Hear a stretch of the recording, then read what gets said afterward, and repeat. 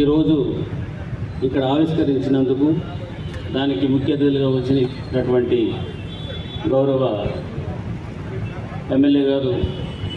జనార్దన్ రావు గారికి, అదేవిధంగా మన విజయ్ కుమార్ గారికి, జనసేన నాయకులకి, అదేవిధంగా పార్టీ నుంచి వచ్చినటువంటి వివిధ కేడర్లో పనిచేస్తున్నటువంటి నాయకులకి, అదేవిధంగా మీడియా మిత్రులకి, విచ్చేసినటువంటి ఒంగోలు ప్రజలు. చాలా రోజుల క్రితం మన గౌరవ ఎమ్మెల్యే గారు ఇక్కడ ఒక స్తూపం పెడితే